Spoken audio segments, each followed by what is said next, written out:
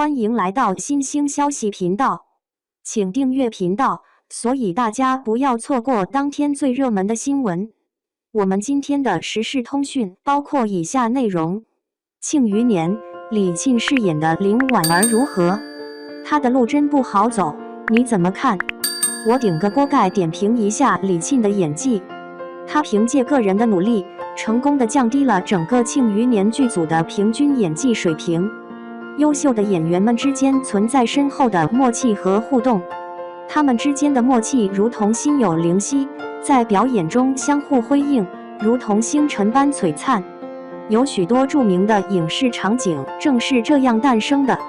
如果紫霞仙子面对的不是周星星的至尊宝，她的眨眼动作还能如此动人和娇俏吗？李沁与紫霞仙子的距离仍然相当遥远，仅仅通过观看电影可能无法真正理解她表演的核心。那么她能否近距离地从同一剧组的资深演员那里吸取一些经验呢？陈道明和其他几位老戏骨在庆余年中的表演一如既往的精彩，他们生生把网剧演出正剧的感觉，不管多么离奇的情节都能让观众入戏。张若昀在这类电视剧里既不太擅长演技，也不太专注于表演，他一直都在线，但遗憾的是他总是带不动，而李沁也是如此。张若昀为我们带来了一场特殊的表演，那就是少年范闲、张狂、不受拘束和每次与陈道明对戏都是如此。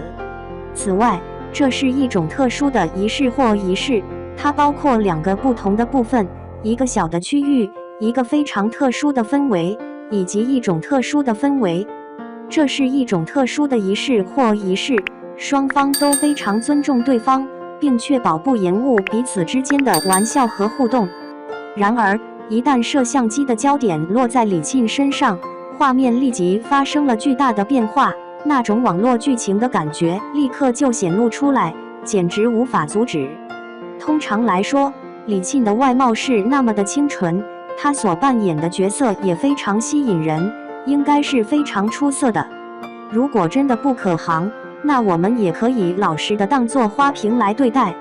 然而，她具备这样的才华，能够将原本完美的角色演绎得面目全非，无论在哪里都显得不太合适。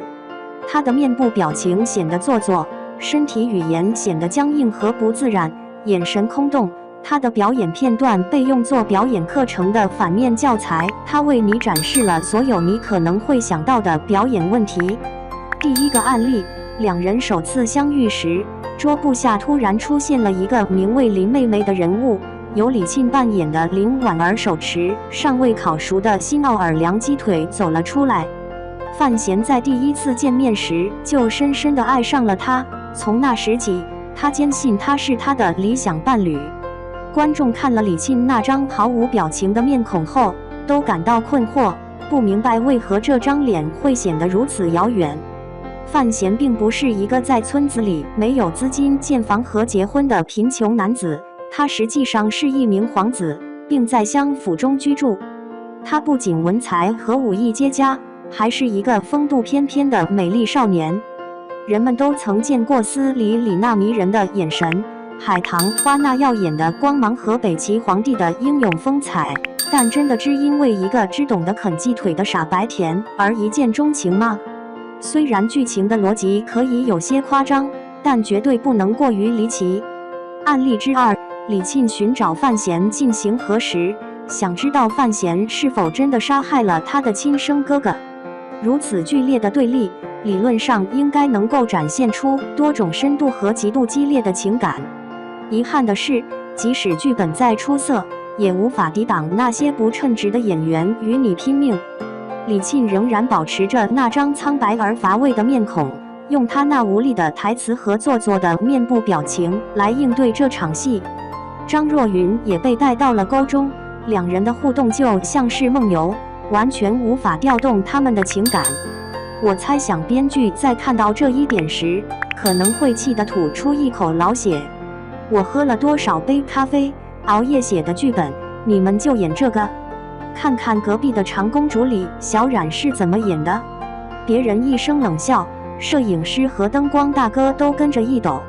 因此，当李沁轻描淡写地表示真希望能和已故的二哥一起去的时候，观众们最好还是等他去了，这样就不会再用尴尬的表演让我们的眼睛受伤了。随着《庆余年2》的临近，李沁的名字还列在了演员名单中。作为导演和制片人，他们真的非常关心每一个人，担心他们没有足够的时间在中场休息，对吗？